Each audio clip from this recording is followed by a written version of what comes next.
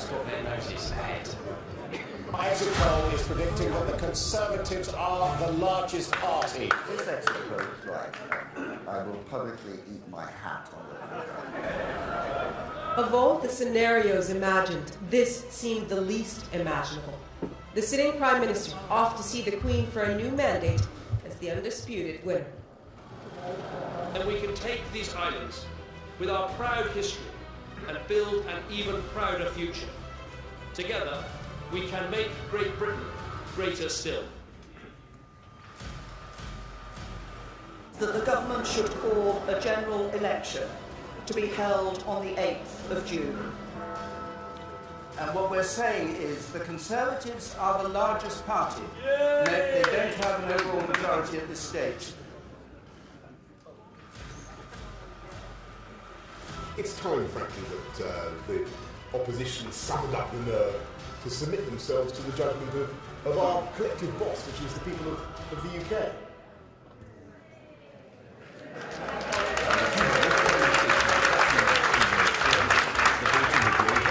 And we'll be able to reveal the result of our exit poll. That's our first hint of the possible result. So, as Big Ben reaches 10 o'clock, we are standing by with the exit poll figures. Here they are.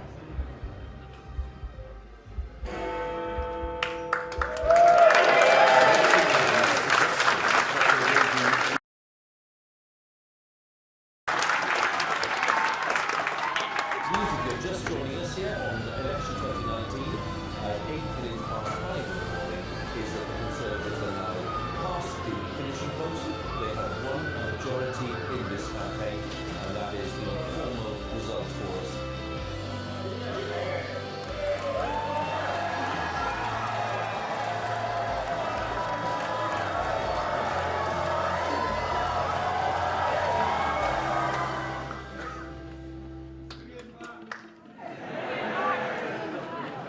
As you can see, we've been 9 years ago, before I was a minister, and long before I became chairman, I was a 40-40 target seat MP. And in target seats like mine, the 2015 general election wasn't about Labour's failures. It wasn't about Jeremy Corbyn or getting Brexit done. It was about our local record of delivery. In just 2 years' time, our record of delivery will once again be a deciding factor in how people vote. So we need a massive effort to get our local success stories out, to share the incredible things we've achieved together as a party, and to let people know about the important work that we're still doing, creating jobs, investing in public services and improving lives. And that's what the 80-20 target seat campaign is all about. This is a targeted, focused campaign based on the 80 marginal seats we need to hold and the 20 marginal seats we have a serious chance of gaining. We're going to need a huge effort from everyone here today, every single activist, every single member and every single association, just like we had in 2015. Because whilst the last two elections were short and snappy, this campaign will take place over 2 years, just like the 2015 campaign. No one is saying it's going to be easy, but if we pull together, I know from personal experience what a difference it can make. And I'm thrilled to say that we've already hit the ground running. We've got new campaign managers across the country helping MPs tell their stories.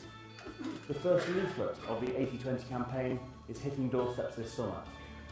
And over the next 2 years, there'll be an opportunity for everyone here and at home to play a role, whether that's sharing content on social media or talking to voters and changing minds. I'm confident that if we come together, put that effort in and get our message out, we can win the next general election. In the meantime, I hope you enjoy the hustings. We've got two excellent candidates and they're both clearly ready to be Prime Minister. But no matter which candidate you choose, let's remember that the country will be making a choice 2 years from now. A Labour government or a Conservative government. So let's get to work.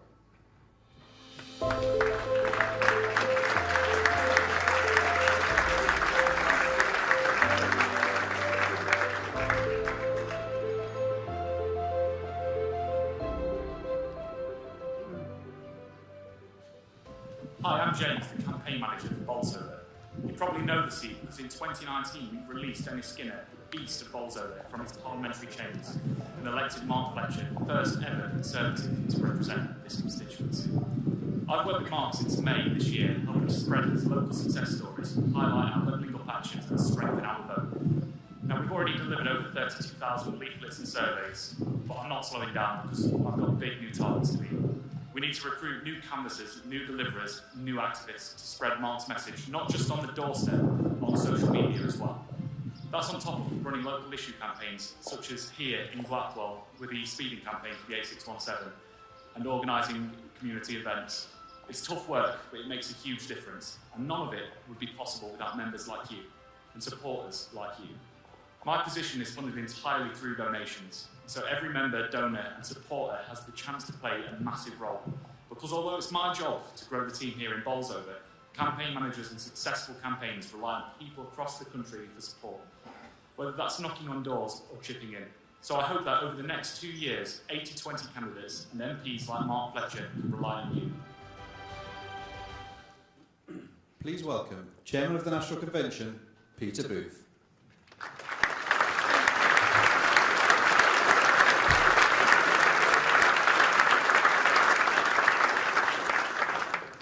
Good evening, Darlington. This is the 5th hustings in our nationwide tour, and for me it's good to be home in the North East, where I was born and brought up in Sunderland.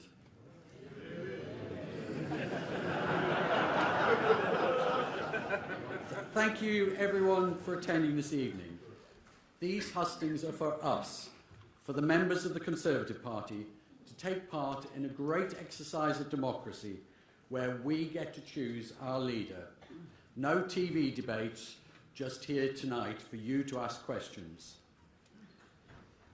He or she will be announced on the 5th of September, and as with the party of government, will become Prime Minister very soon afterwards. As Ian Dale, who moderated many of the hustings in 2019, said, and I quote, "I found chairing the hustings a surprisingly positive experience. The members really put the two candidates through their paces and asked some very searching questions. So I ask you tonight to make your questions searching, to make them succinct, and to ask questions and not to make statements. One question each, please, so that more of the audience have an opportunity to grill our candidates." Both of our candidates have a duty and a desire to fulfil our 2019 manifesto. Their differences will be about how to go about achieving that in a very different world from 2019, post-Brexit, post-COVID, in uncertain times internationally, look at Ukraine and Taiwan, and where our union as a nation is being challenged. So I'm sure tonight that you want to test our candidates, to seek to establish their strengths, and to see who you think is best capable of running our great country. As we're all Conservatives here, I hope so, I know that you will be respectful of our two candidates and keep your questions positive. As you know, the ballot has opened. You can cast your vote online or by post. It's very easy to vote online, or you can choose traditional snail mail. And if you do post, then please remember to put a stamp on the envelope. You should receive your ballot paper by the 11th of August. And then, if you haven't, please contact your constituency chairman and we'll get it sorted out for you. My hope is that this evening will give you more clarity about how to cast that ballot. I hope you'll go away enthused and energised in your commitment to helping our great party win the next election. We need your support. Finally, I want to thank our Darlington chairman, Pauline Cully, down here, for all that you do. It's much appreciated, Pauline. And now, ladies and gentlemen, without further ado, let's get on with the show. Please welcome Andrew Stevenson, Chairman of the Conservative Party.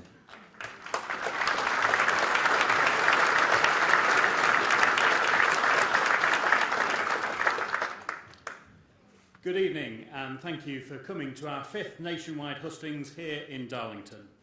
I'm delighted to be joined by so many members of our party at another sold-out event where we're giving you, our members, the chance to put your questions directly to the two candidates.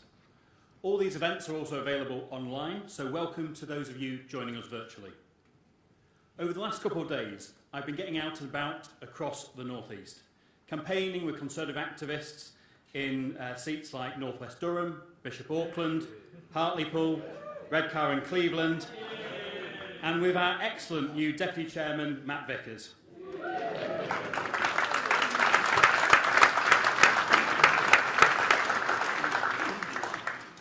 These seats, alongside several others in the region, are key to our victory at the next general election. So it's been great to campaign alongside so many of our dedicated party members.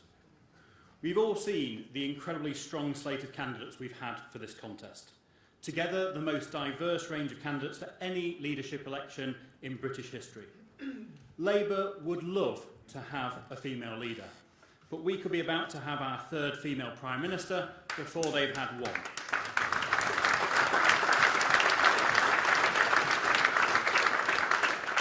Or our first Prime Minister of Asian heritage, the second Conservative Prime Minister from an ethnic minority background after Benjamin Disraeli.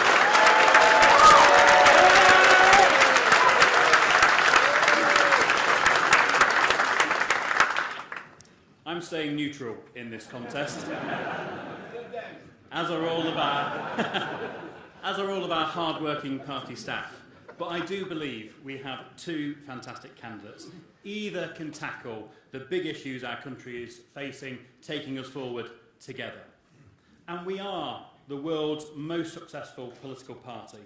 And that is down to our ideas, the support of our members, and our record.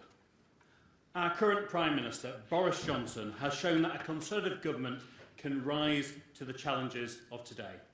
Getting Brexit done, delivering the fastest vaccine rollout in Europe, protecting 14 million jobs during the pandemic, and leading the world in supporting Ukraine in standing up to Putin.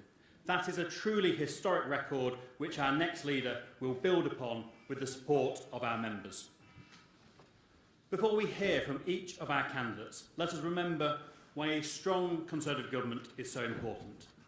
The alternative is a Labour-led government, likely in coalition with the Liberal Democrats and the SNP, which would risk the integrity of our United Kingdom. Labour would have never got Brexit done.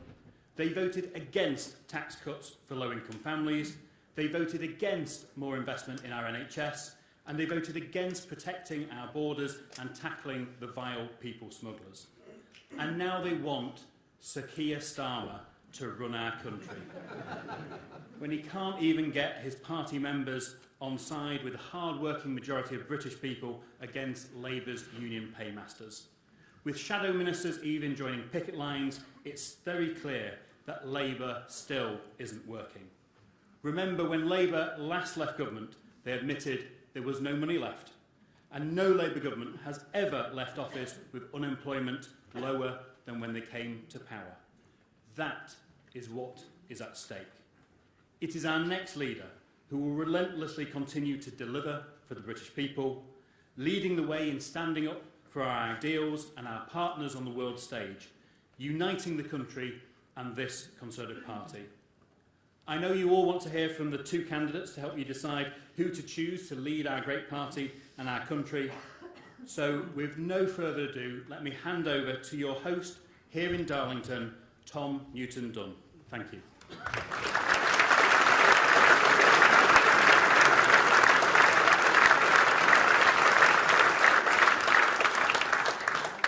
Good evening.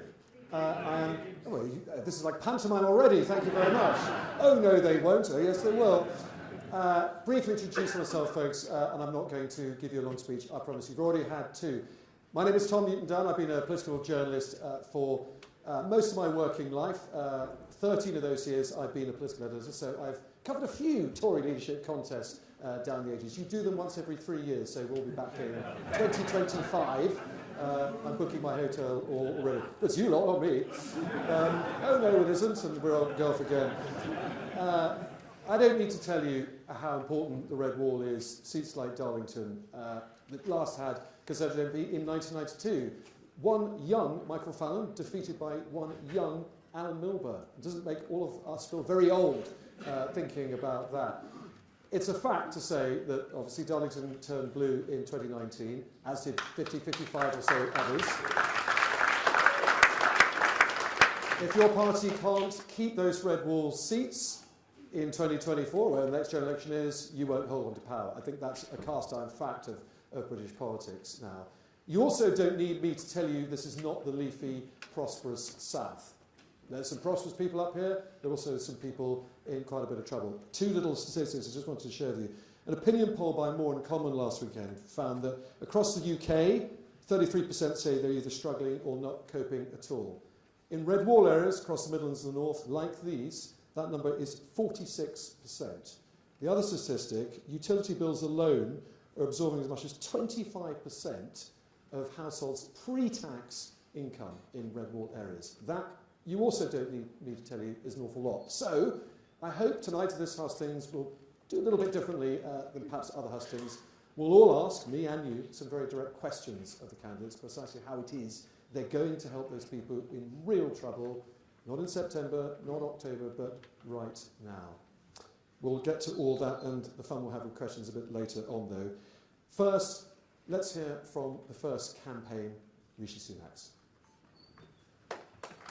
Angela Sterling.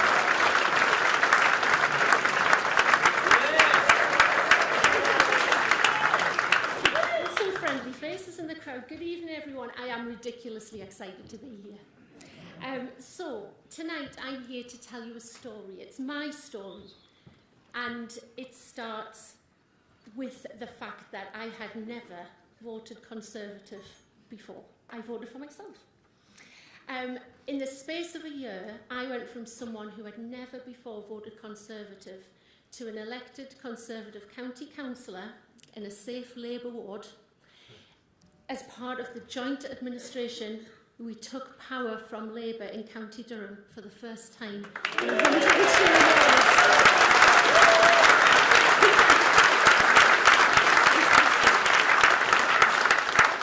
So my story started with COVID. At the beginning of the pandemic, I was a small business owner, absolutely terrified of what was presenting itself in front of me.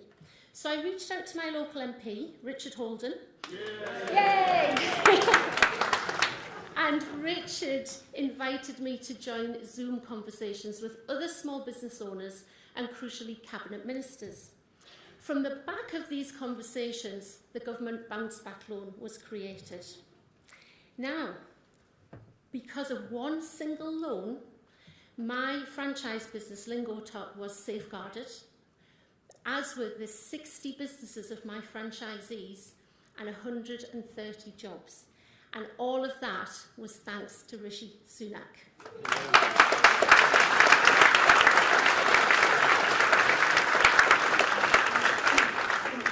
I couldn't believe it. Rishi had listened. A politician had listened to me. And it was even the Chancellor. It was my very first positive political experience. Because as someone born and bred in the North East, I'm not hiding this accent, am I? As someone born and bred in the North East, we're just absolutely used to being ignored. We're sidelined again and again. And even when we had a Labour Prime Minister down the road in Sedgefield, what happened? Nothing. So, which politician has done more for the North East than anyone else? Rishi Sunak. From little things like coming and visiting my ward and meeting local businesses up in Delves Lane in concert, through to the immense amount of work done in Teesside, Rishi even dared to bring a whole government department up from London and bring it right here in Darlington. Right here in Darlington!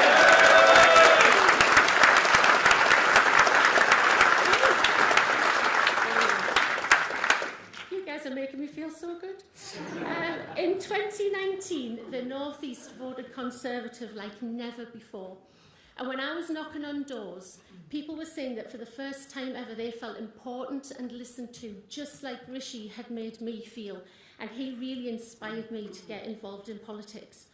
We need to keep up that momentum. We need to keep that red wall smashed. Let's smash it a bit more.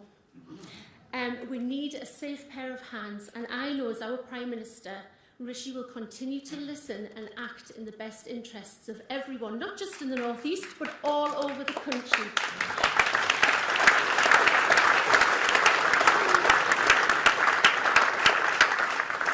Rishi has proven that he has all of the values and attributes needed to lead our great country. He's honest, he has integrity, he stays calm under pressure. My goodness, did you see him in COVID? And he is brave and bold and makes the big decisions such as furlough.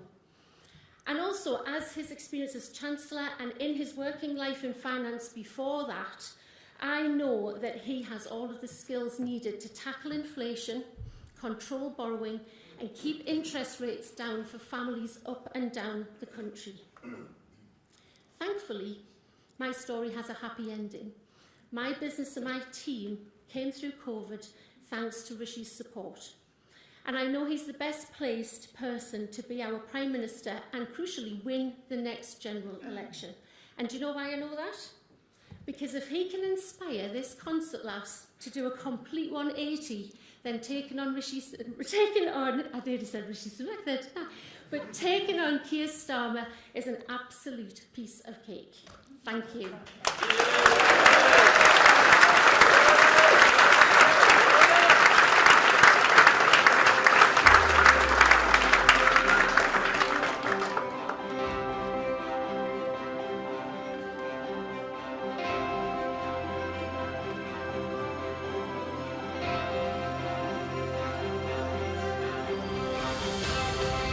My values, traditional Conservative values, are clear. Hard work, patriotism, fairness, a love of family, pragmatism, but also an unshakable belief that we can build a better future. Rishi has been a fantastic friend to me and to Darlington. Who's committing to levelling up, not just in Teesside, but across the country as well, which is extremely important to me. Rishi, as Prime Minister, will know how to capitalise on the benefits of Brexit. Get it that our towns and villages need as much investment as our cities. Please welcome Rishi Sunak.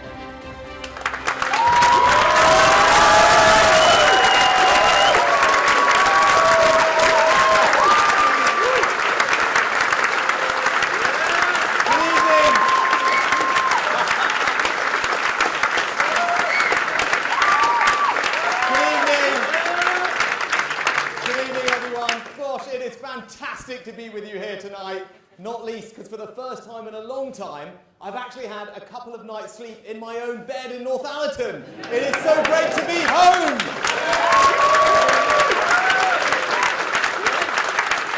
So, funny enough, actually my parents are staying with us at the moment, and I realised I'd been campaigning a lot when last night I was talking to them, and I started telling them that my dad was a GP and my mum ran the local chemist where I grew up. But just before we get going, I want to take a moment to celebrate the extraordinary success of our party, of all of you here in the North East. Because look at this. We've got Ben Houchin, re-elected. We've got members of Parliament in Bishop Auckland, in Blythe, in Sedgefield, in Stockton, in Darlington, in Redcar. We've got councillors everywhere, and for the first time in 100 years, we kicked Labour off Durham Council.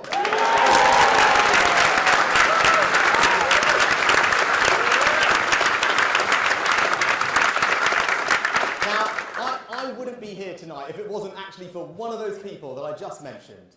He's a good friend, he's been a great supporter. His name is Matthew Vickers. He's the MP for Stockton South. Now, it gives me just this opportunity to say thank you to Matt for all the support he's given me. He was my first agent when I was first elected. Now, but you all know him as a fantastic campaigner because he's campaigned to put more Conservative councillors on Stockton Council. He's campaigned to get himself elected in Stockton South. But what you don't know is that his most important campaign is to get the Palmo on the menu in Parliament. I tell you this, Matt, the if this works out for me, we won't just do Palmos in Parliament, we'll be serving them off the cabinet table in Downing Street. How about that? Wonderful as that is, the real reason that I'm standing in front of you today is because our country did something extraordinary for my family. It welcomed them here as immigrants 60 years ago and allowed them to build a better life. Now, I was brought up with a simple set of values. The first among those is that family means everything to me. Because we all know the bonds of family are far greater than anything any government could ever hope to replicate it, and we as Conservatives must never ever forget that. Now, in my family, we prioritised hard work as the way to forge ahead. And when I was working for my mum in her shop, I was out and about in the community, delivering medicines and seeing the power of her small business to provide jobs and opportunity in our local community. Now, for my parents, there was one thing above all that they thought could give their kids a better future, and that was simple. It was education. And that's why I passionately believe that the best way we reduce inequality, the best way that we spread opportunity, indeed, the best way that we transform people's lives is by ensuring that the birthright of every child is a world-class education.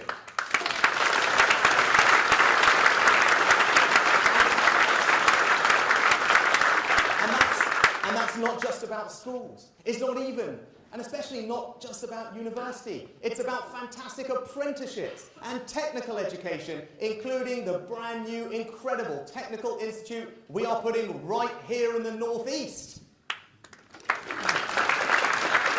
So those in a nutshell are my values. Patriotism, family, service, hard work, aspiration. And I know they are all of your values too, and that's because they're Conservative values. And that's why I want to be your leader and Prime Minister, because I want to put those Conservative values into action to build a better Britain.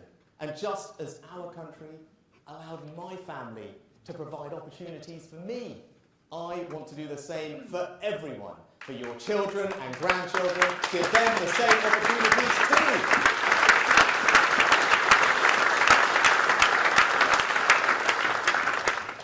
But how are we going to do that? Well, we need to do three things. We need to restore trust, we need to rebuild the economy, and we need to reunite our country. Now, restoring trust starts by being honest. And as you can see in this leadership contest, I have not made my life easy with the things I am saying. But I believe that our country does face some real challenges. And I want to be straight with everyone about what they are and what is going to be required to fix them. Now, even though that's not easy, it is honest, and that, for me, is what leadership is all about. But in order to restore trust, we also have to deliver on the things that matter to people. That's why I've set out a radical plan to start reforming the NHS, so we can focus less on how much money we're putting into it and more on the quality of the healthcare we're getting out of it.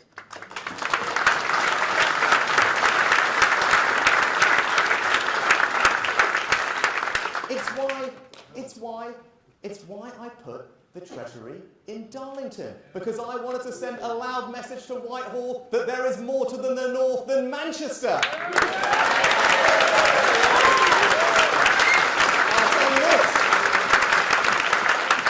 I'll tell you this, if this works out, it won't just be called the Treasury campus in Darlington, it will be the Downing Street campus in Darlington.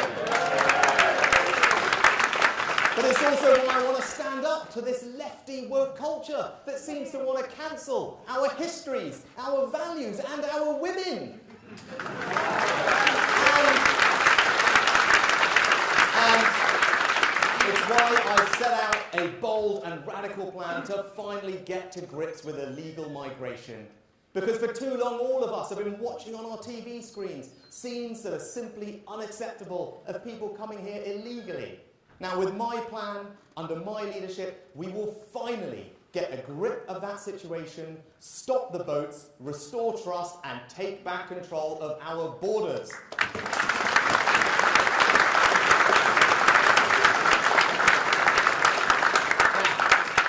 When it comes to rebuilding the economy, I don't need to tell all of you what the number one challenge is. You know, and it's inflation. And we must get a grip of it, because we've seen this story before. We know that inflation is the enemy. It makes everyone poorer. It pushes up mortgage rates. It erodes people's hard-earned savings and pensions. Now, of course, I'm always, as I have done as Chancellor, going to help those who need our help with the cost of living. And this autumn, we can cut VAT on energy bills, and I will go further. But what I won't do is pursue policies that risk making inflation worse and last far longer, especially if those policies simply amount to borrowing tens and tens of billions of pounds, putting them on the country's credit card, and asking our kids and our grandkids to pick up the tab. Because that's not right. It's not right. It's not responsible. It's not responsible, and it's certainly not conservative. But I am going to cut taxes. In this Parliament, for the first time in 16 years, we are going to cut income tax. Because as Conservatives, we need to make sure that hard work always pays. And I'm going to go on cutting income tax for years to come. But we're going to do that responsibly. We're going to do it by being tough on public spending and by growing our economy. And this autumn, I'm going to radically reform business taxes to actually cut those taxes for businesses that are doing the right thing. Businesses here in the North East that are investing, expanding their manufacturing capacity, innovating to create new products and services, putting in advanced robotics and automation, because that's how you drive growth in a modern economy. But I'm also going to take advantage of our Brexit opportunities. Now, I know there's been some talk in this leadership contest, and I've been amused to discover or read that apparently I'm not a proper Brexiteer. Well, I tell you, I was proud to actually vote for Brexit in the first place.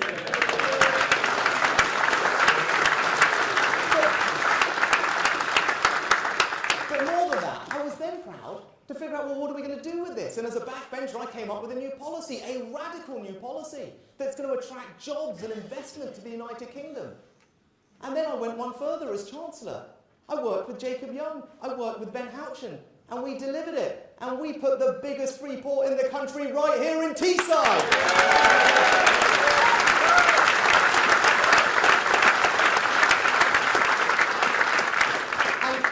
And when I did my budget last year, do you know how I concluded my budget? I talked about the future economy that I wanted to build in the United Kingdom. And I talked about Teesside. I talked about what we were doing here. I talked about the jobs we were creating, the investment we were attracting, the innovation that was happening in vaccine manufacturing, in the new renewable industries of the future. And I said, I wanted to deliver that same energy and optimism that we are doing here across the United Kingdom. And if you give me the chance, that's exactly what I will do, because where the North East leads, the rest of the country will follow.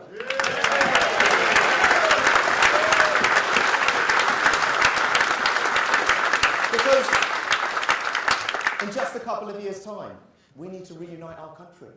We need to do something, friends, that has never, ever been done before. We have to make British political history by winning a 5th election in a row. Now, I know that working together, all of us, we can do it. But it's going to require us to appeal to swing voters everywhere, in the north, in the south, Remain areas, Brexit areas, rural areas, urban areas, Labour areas, Liberal areas, Wales and Scotland.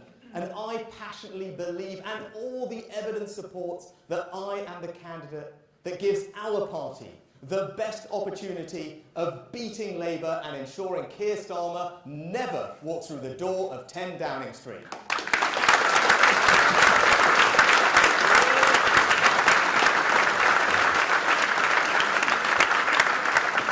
And in conclusion, let me just say this. You saw me as Chancellor in the pandemic act boldly, quickly, radically to support jobs and businesses and to ensure that our economy remained resilient in face of the biggest shock we suffered in 300 years. Well, I will bring that same sense of urgency and grit to every other challenge that government faces to build the better Britain that I talked about, where our kids can walk safely on the streets at night, where our schools and apprenticeships are the envy of the world and providing opportunity for our young people, where our NHS is reformed and efficient and there for us when we need, where our economy is like Teesside, creating jobs and prosperity in every part of the country. But beyond that, I promise you this. I will work my socks off. I will give you my everything to ensure that each and every one of you here tonight can always feel enormously proud of the Conservative government that I will be privileged to lead.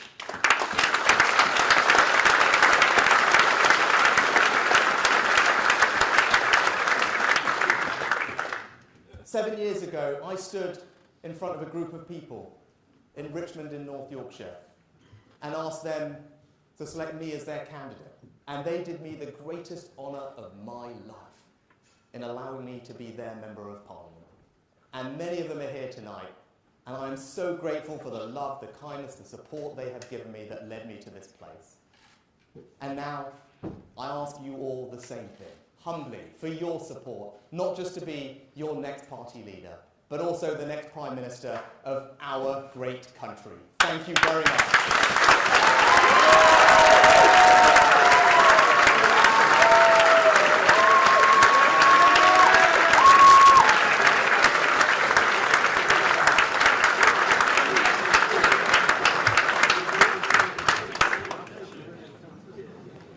Folks, a quick intermission. The Conservative Party can only afford one microphone these days.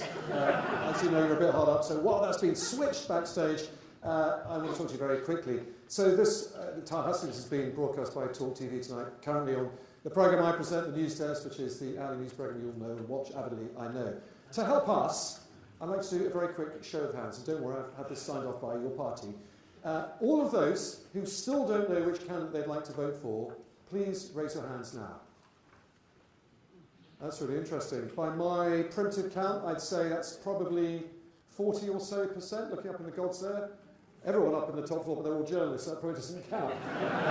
Wise people like me, we don't choose. That's really interesting, thank you. Around 40-50% still undecided. We hope tonight obviously helps. Without further ado, let's move on now to the Ms Truss campaign.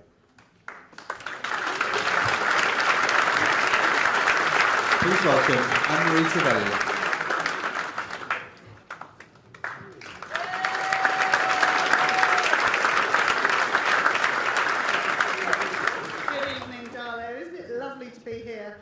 And thank you all for coming out to join this extraordinary event that the Conservative Party is doing to choose not only our next leader, but of course the next Prime Minister. I just want to correct something that Angela said. She said there was a happy ending to her story. I don't think there is. I think she's going to be standing as an MP before we know it. Wasn't it a joy to hear that fantastic story from her about her political journey and indeed that incredible result in County Durham, which I think tells the whole world that nothing is impossible for the Conservative Party. We bring our energy, our passion, and we know that voters understand what that means. So I'm really excited that we're here tonight. I think, honestly, as an MP who has sat around the Cabinet table, we have two incredible candidates, both capable and willing to serve the country in what will be an incredibly difficult time, as we've heard from Tom, some of the statistics, let alone the realities that we know are really hard that are coming ahead of us. And we are going to need a Prime Minister who can stand up and strongly lead us. Now, I'm here this evening backing Ms Truss. I think both fantastic candidates, but my voice and my vote is for Liz. And I'm going to tell you why in as short a time as I can, because I'm getting shouted at by Tom Newton-Dunn, an experience that we as politicians get quite a lot from our journalist friends. There are three reasons. I call it Liz's ABC. She's incredibly ambitious for our country. She is bold in the way she takes decisions, and she is confident in her energies to give the country what it needs.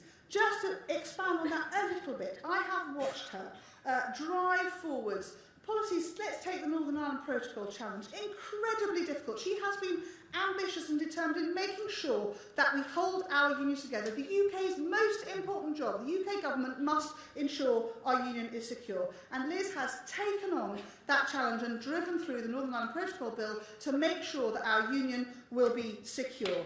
Incredibly brave and very, very impressive.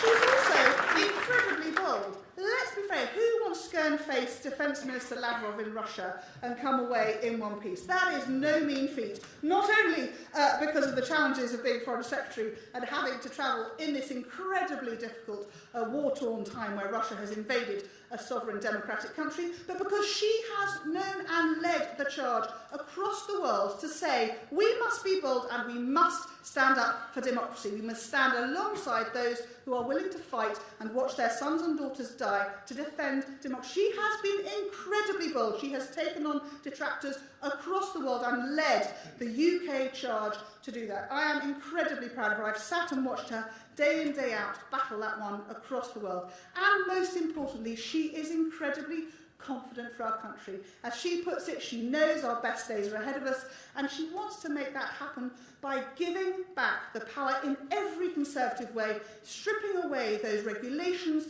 handing back more of our money for us to determine how to spend it. She is absolutely a Tory to her boots. Speaking as a Northern Tory, a very proud, most Northern Tory in England that I am incredibly proud to say I would be so proud to serve with Liz in a government led by her. I think we have a really exciting time ahead. You have the most important job, and I'm sure all your friends and neighbours say, how come you get to choose the next Prime Minister? Because that's how the Conservative Party constitution works. You have an incredible responsibility, and whichever one of our two candidates selected, we will have a great leader. But for my money, it's Liz's ABC, ambitious, bold and confident. I look forward to hearing your votes on the 5th of September. Thanks, guys.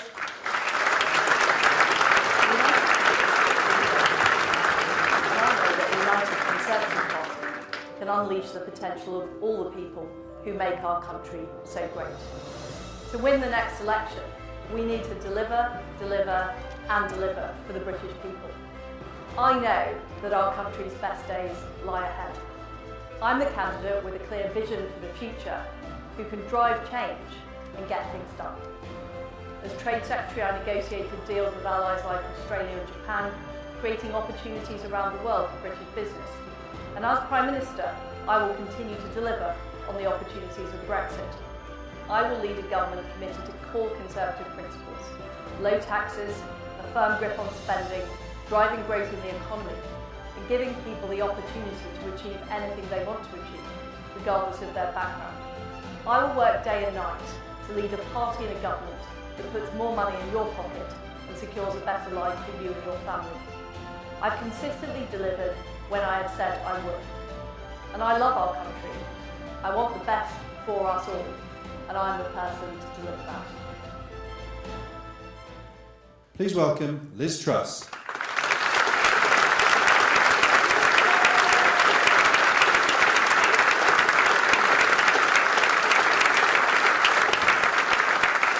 Hi everybody, it's fantastic to be here tonight in Darlington.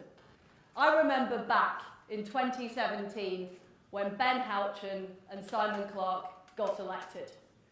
And I could see that we made a crack in the red wall. But 2019 was a massive demolition job. We got Bishop Auckland. We won here in Darlington. We took Darlington back. And we also got to the Labour heartland of Sedgefield, Tony Blair's constituency.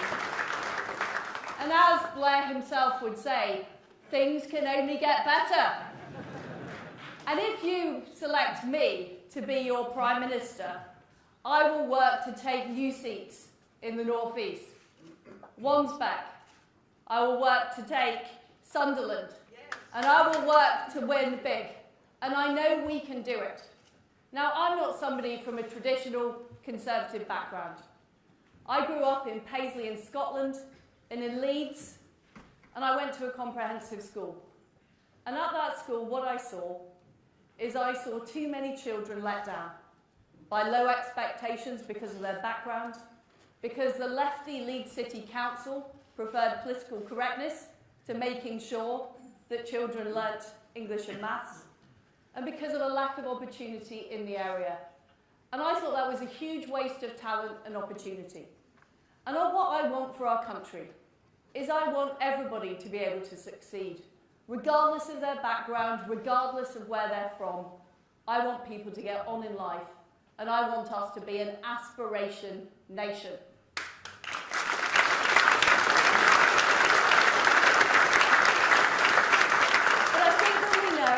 that we face difficult economic times. We've got the aftermath of the COVID pandemic. We've got the appalling war being perpetrated by Vladimir Putin in Ukraine. And I'm afraid to say that over the last 2 decades in the UK, we've seen relatively low growth. So now is not the time for business as usual. We need to do things differently. And that's what I would do. I would have a bold plan for growth. First of all, we need to get those EU laws off the statute books by the end of 2023. Whether that's the procurement laws that tell government and companies what to do, whether it's our investment rules, and we need to unlock huge swathes of investment into parts of our country like the North East, into the steel industry, into the tech industry, into the new gigafactory in Blythe. That's what we need to do. But we also need to lower taxes. I didn't agree with raising national insurance. We promised not to do it in our manifesto. And we need to help those people who are struggling with the cost of living. I would also have an immediate moratorium on the green energy levy to cut people's fuel bills.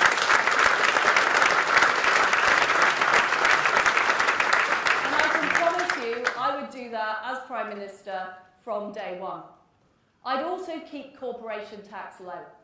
Because if we raise corporation tax to the same level it is in France and 10 points higher than Ireland, we're not going to attract the growth, we're not going to attract the investment, and I'm afraid to say our country is more likely to go into a recession. We need to get the economy growing.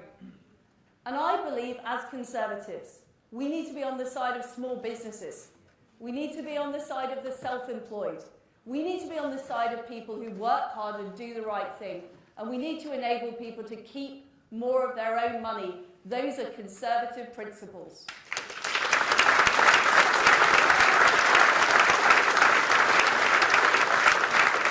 And I want to make sure that we level up in a Conservative way. Of course, we need to get the A1 jewelled. We need to get it jewelled from top to bottom. And we need to sort out the broadband, and we need to sort out the mobile phone signal, and we need to make sure that funding is fair. But we also need to have more investment. And what I would put in place are low-tax enterprise zones. I'd deepen our free ports like our Teesside free port, and I'd make sure that we change our planning system. Now, before I became an MP, I was a councillor, and I sat on a planning committee. And those are hours of my life I will never get back. because we were told what to do by the planning inspectorate in Bristol or the mandarins in Whitehall with their housing targets. I don't believe in that. I believe people here are best placed to make decisions about their own future.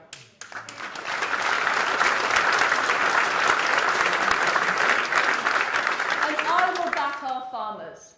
I'm proud that I'm being supported in this campaign by the former president of the National Farmers Union, Mayrig Raymond, who I worked with at DEFRA.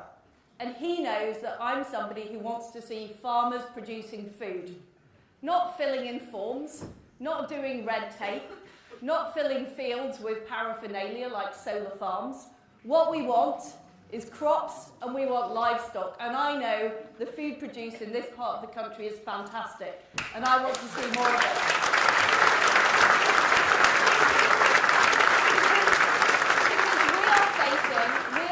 Facing a massive issue with food security and energy security because of the war in Ukraine. And I've been tough in standing up to Russia and standing up to Putin. We were the first European country to send weapons to Ukraine, and I put on the toughest package of sanctions on Russia of any country in the world. But we cannot be complacent. Our security is more under threat than it was.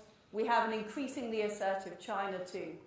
And what I would do is raise our defence spending to 3% of GDP by the end of the decade.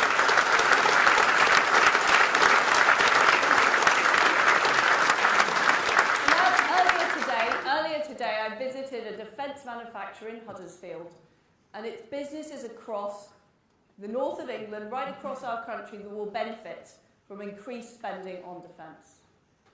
But we also need to defend our borders.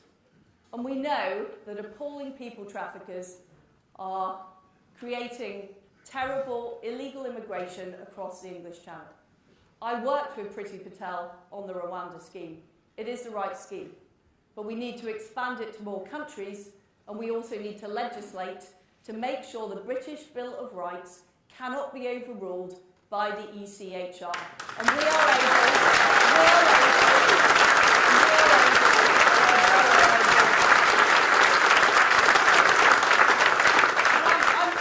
I'm proud that we've stood up for freedom and democracy, and we've led the free world in backing Ukraine. And in fact, there is a street in Kyiv now named after Boris Johnson. That is fantastic. And he has shown huge leadership. But as well as freedom and democracy overseas, we also need it here in Britain. And I'm a straight-talking Yorkshire woman. I know that a woman is a woman. Now, I can see people in Darlington understand that. But believe me, there are some people in Whitehall that don't. And what I will make sure is that our single-sex spaces are protected, that domestic violence shelters are protected, and we are standing up for women's rights.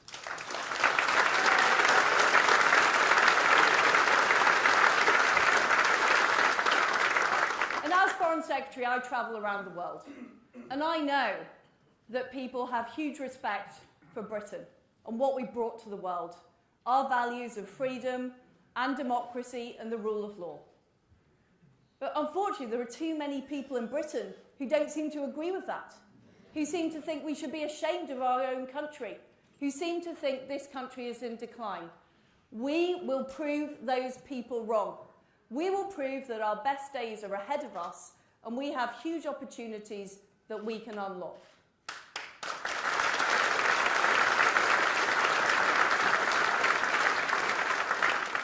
And as Prime Minister, I'm somebody who will deliver.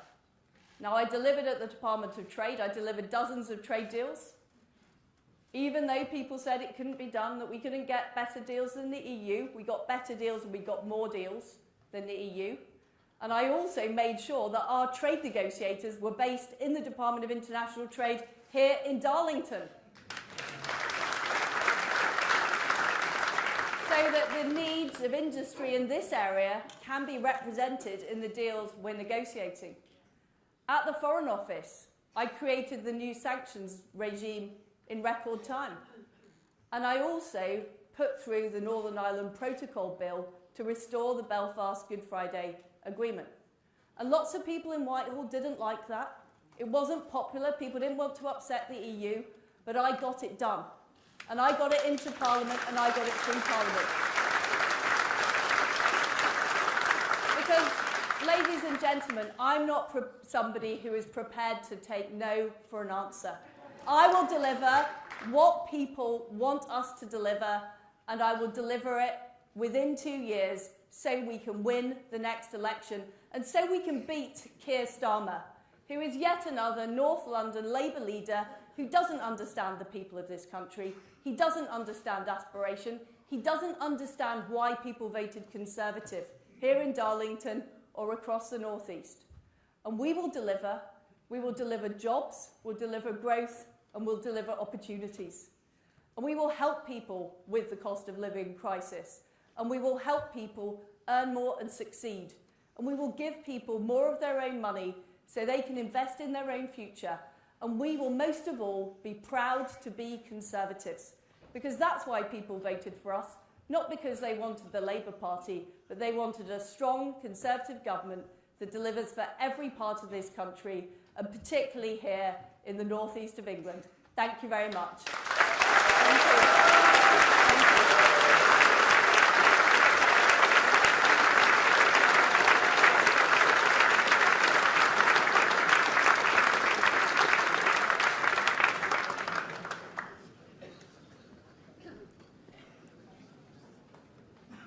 Right, folks, well done for sitting through, what was that, an hour or so of speeches. Funny old thing, they overran. Who'd have thought politicians can speak? Here's the fun part. We all get to ask some questions. So this is how it's going to work. I go first, and then it's your turn. Now, a couple of things. If you've got a question, have a look out now for people in white hoodies. They are around, they have microphones, and they'll come to you, but make sure you can see them, and they'll come and find you. And the other rule, if your question's already been asked, please don't ask it again. You laugh, but you'd be surprised. And also, just keep it to one question, and we'd be very grateful. So, without any further ado, please welcome back onto the stage Rishi Sunak.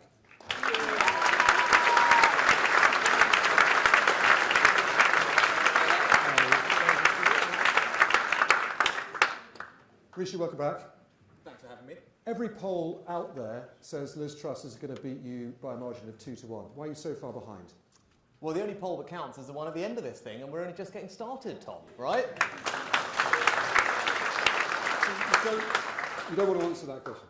No, I'm out and about all day, every day. I'm giving it absolutely everything I've got, and I'm fighting for the things that I passionately believe in that are right for this country, and I'm just going to keep doing that with everything I've got until the last day of this campaign, and I hope I get to see lots of you over the next few weeks.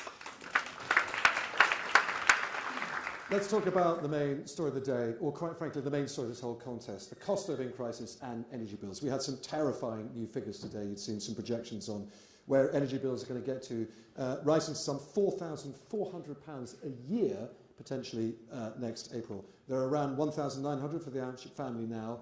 That's a monumental rise. Now, you've announced today you're going to use the same framework, in your words, that you used in May as Chancellor, direct support, grants, payments, whatever you want to call them, for families. In May, you spent £15.3 billion helping people pay their bills. Are you prepared to say to spend the same figure again? Well, look, I don't think that will be necessary, because what we're talking about now, Tom, is the extra increase on top of what we thought. And we already thought bills were going to go up to £3,000 when we announced that support. And it's really, really serious. And I think everyone should be under absolutely no illusion about how difficult it's going to be for millions of families this winter.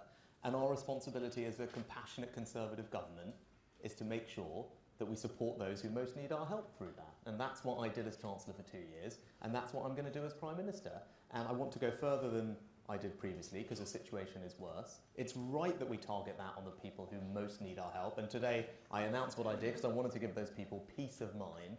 And the only way to help them is with direct support, because tax cuts alone are not much good if you're a pensioner who's not earning any extra money. They're not much good if you're working hard on the national living wage, because Liz's tax cut is worth about £1 a week for that person. It's worth £0 for a pensioner. That's not right. That's not a policy that's going to help people get through the winter. And I think it's wrong that she's ruled out direct support to families, because we as a Conservative government have an obligation to help those who are most vulnerable. That is the only way to do it, and that's what I will do.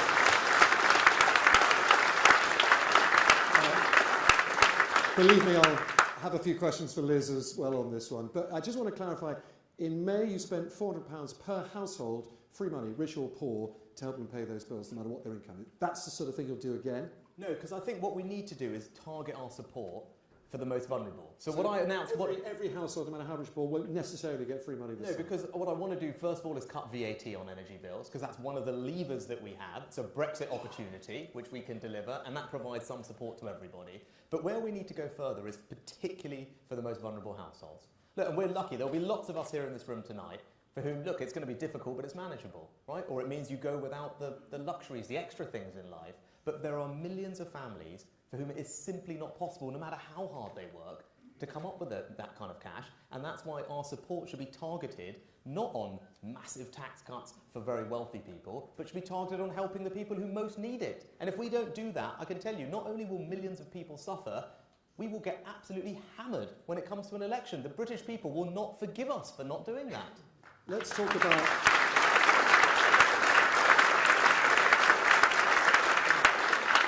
Let's talk about how you're going to pay for this. I mean, I think we agree we're in the billions here, don't we? Now, you've come up with efficiency savings. Now, that to journalists like me means, quite frankly, you've got no idea how you can pay. Efficiency savings, you can save 5 million, 10 million. You're not going to get to billions by efficiency savings. What you end up having to do is borrow a lot more, which is precisely what you just accused Ms Truss of doing. Well, so no, you're respectfully totally wrong. actually. So what did I just do in one of my last things as Chancellor? Because we had to find some extra money to send to Ukraine, right? Because we wanted to keep supporting them with their war effort. And I didn't just find 5 million or 10 million from a roundabout government.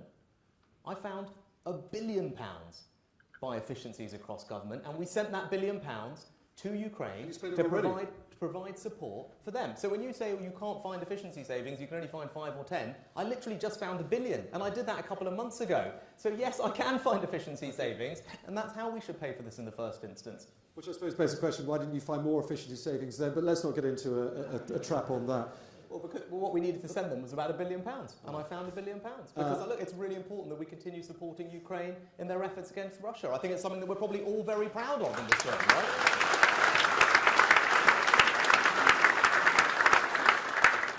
Nevertheless, your critics say vast state handouts spent on propping up a failing economy is not exactly a very Tory thing to do. In fact, they accuse you of being Gordon Brown 2.0.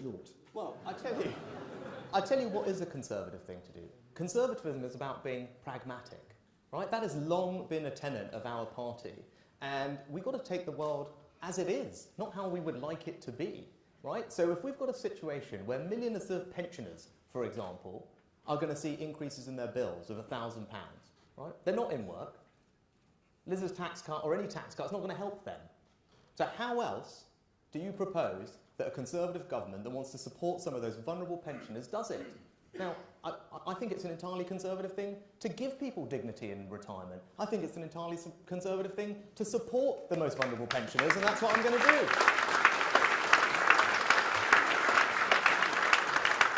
Now, the Director General of the CBI, Tony Danker, a man who you will know, has joined, I have to say, very loud calls across government, across party lines today to ask you, Ms Truss, and Boris Johnson to get together in a room and decide exactly what this targeted help should be for people, not on the 6th of September, right now, because you just simply don't have 4 weeks to spare. Are you prepared to do that? Well, of course I'm happy to do that, but as you can see, we're in the midst of a leadership contest where the answer to that very question is at stake, right? So because get into a room and sort it out. That you are prepared to do that? You'd like to do that? I'm looking at our party chairman. I'm not sure how we'd feel about curtailing this process. I'm not it's sure not how all the rest process. of you would be. It's simply getting in a room and agreeing about it. Hang on, we are actually having this debate, Tom, because it's an important debate to have. Because you're going to hear one point of view from me about how I think we need to do it this autumn and winter. I believe it is the only way to do this, to actually help the people who need our help. And then in 15 minutes' time, you're going to hear a completely different approach. Right? And the question is, if you only want to help these people with tax cuts, I'm struggling to see how it's possible. Right. So we can get in a room all you want, but at the end of the day, that policy is not going to work. So if you can get Liz to change her mind on that when she talks to you, I'm very happy to get in the room and we can hammer this out. Okay, let's see what Liz says and see if we can have some peace by the end of this. I suspect you're probably right, and we won't. Let's move on, though. We're in the Red Wall here as well. You know, Darlington was a Labour seat for 27 years before 2019. How are you going to repeat your predecessor's feat, Boris Johnson's feat, of winning 55 seats across the Red Wall? Because, as your critics say, you're no Boris Johnson.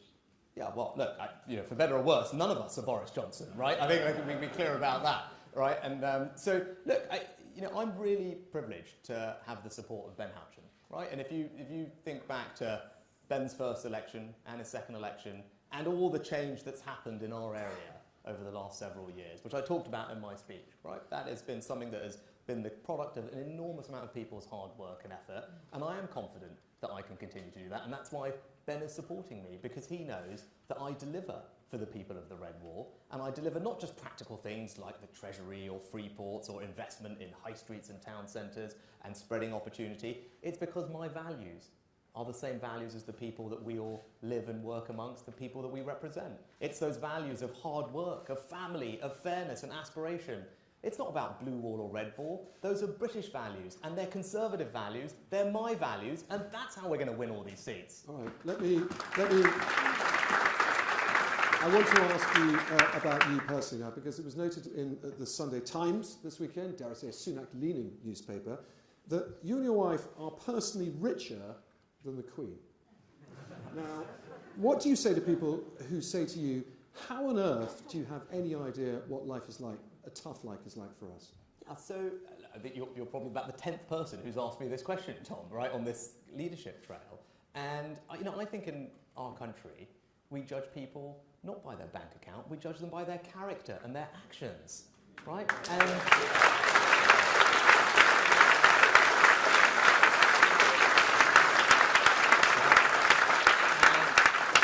And yes, I'm really fortunate to be in the situation I'm in now, but I wasn't born like this, right? My parents worked really hard to provide me with all these opportunities. I'm not going to apologise for what they did for me. And in fact, that's why I want to do this job, because I want to provide those opportunities for everyone else. That's what Conservative governments do.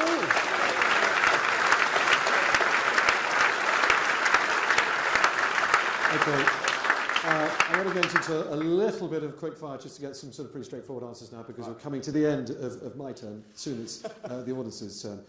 State spending is pretty popular in parts of the north, perhaps more popular than parts of the south. I wanted to ask you, public services are going to be hit really hard by inflation. 13% hits the NHS and schools just as much as it does individuals. So are you prepared to keep NHS spending, real terms, where it is now? The NHS spending is fine where it is, and what we need out of the NHS is more reform, more efficiency. That's what I'm going to deliver. The important question here is you're going to have to spend 13% more on the NHS to keep it the same budget real terms now. I think you just said you're prepared to do that. No, I'm not prepared to do that. Number is also not right. But in any case, I did something very difficult as Chancellor. Well, this is the quick fire. Well, this is a really important question because it's the most important public service, right? And it's the thing that everyone does rely on, and it's not working as well as it should right now. Right? Now, I did something difficult, which was getting some more funding into both the NHS and social care, which for too long has been the poor cousin of the NHS. We need to fix that. But we're Conservatives in this room. It's not just about putting the money in. I did do that because it was the right thing to do. Whether it was popular or not is a separate thing. But now we've got to move on to reforming and getting the efficiency out of it. Now, I've got a bold plan to do that. I'm sure we'll talk about it in the Q&A, but it means being radical. It means being tough on the things that we were too scared to confront, like missed appointments, which I want to clamp down on. But that's what we're going to do to get better performance out of the NHS. That's what Conservative governments deliver, and that's what we need to do if we're going to get people's taxes down. Okay. And that's what we want to do, right? Okay, now the real quickfire starts. This should be a bit easier for you. Should the parliamentary inquiry into whether Boris Johnson misled Parliament continue? Yeah, I mean, absolutely. The MPs who are on that panel will make the right decisions for all that. And You're an MP. Do you want to continue? The Privileged Committee should make all those right decisions. That's why we have a parliamentary. It's not a government decision. And there's an important distinction, right? Because Parliament is its own entity. There are independent MPs who are on there who will make all the right decisions. But look, as a general question, I think trust and integrity and decency in politics is really important. And as Prime Minister, that's what I want to bring back to governing. Just on Boris Johnson. This is really straightforward. Is Boris Johnson's downfall his own fault or someone else's? His own.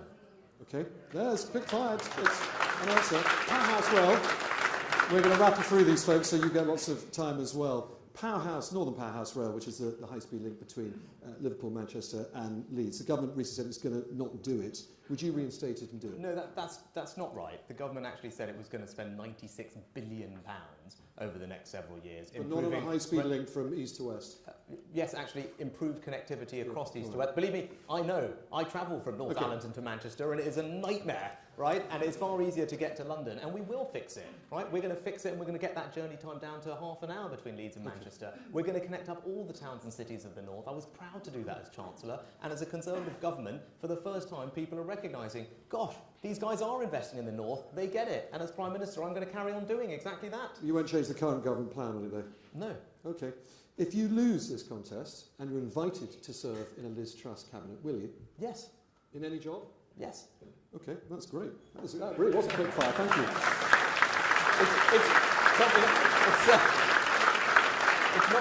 It's not the first time these questions have been asked, right?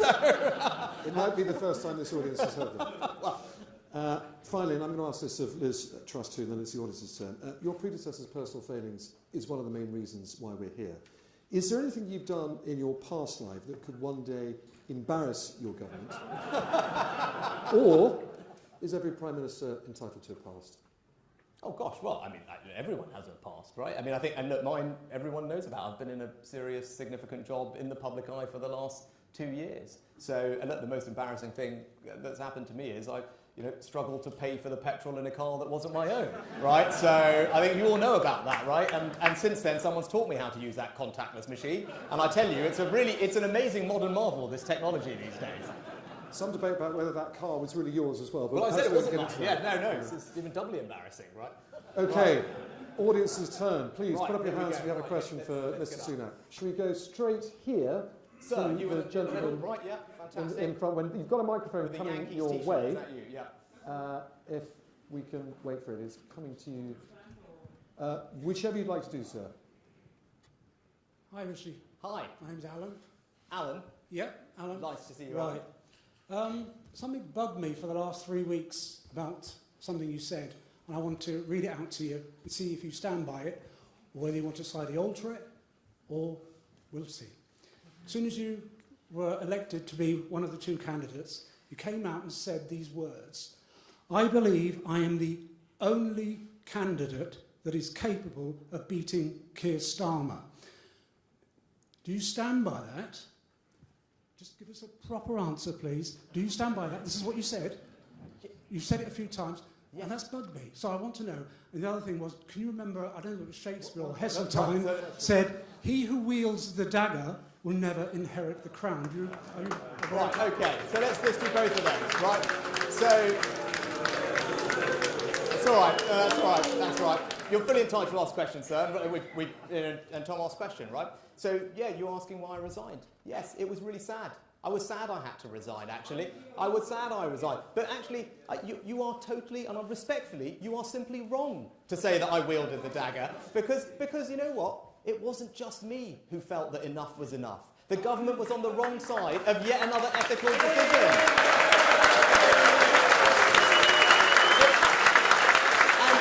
And it was 60 other members of Parliament also thought that enough was enough, because we wanted to change things, and that's why we're here. And yes, the simple answer to that question is yes, I am the person who can beat Keir Starmer. That's why I'm standing here tonight.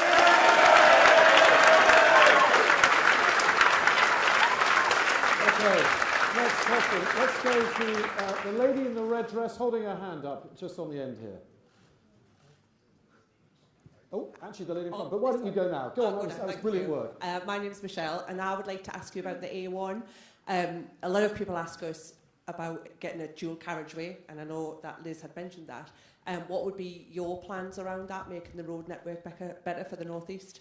Yes. So look, I know it's something that's really important. It's something we put in our manifesto, and it's something as Chancellor I, in theory, signed off on the funding for. But I know recently there's been some issue, and the Transport Secretary is having another look at those plans. I'm not sure what the issue is, but as Prime Minister, I can certainly commit to you that I will go and figure out quickly what the situation is, because I would like to see the A1 dualled. I travel on it a lot. I travel on the A19. Not only do we need to do that, we need to figure out the Tees crossing as well. And those are the types of investments that will make a real difference to connectivity in the north. And you have my absolute assurance, as a matter of urgency, I will go and find out why that thing has been slowed down and get it back on track.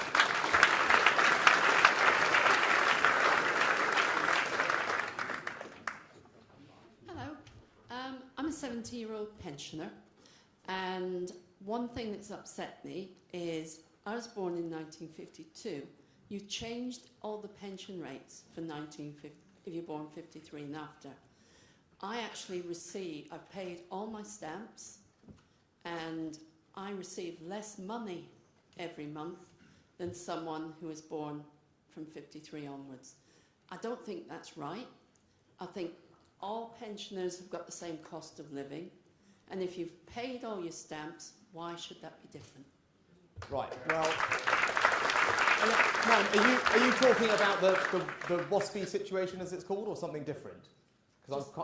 Just the fact that you so, got look, less money when they changed all the rules on the pension. If it's the WASPy situation, all I can say is, look, that's a process which I know has been really difficult for millions of women. It's been through various arbitrations and courts. It's any pensioner.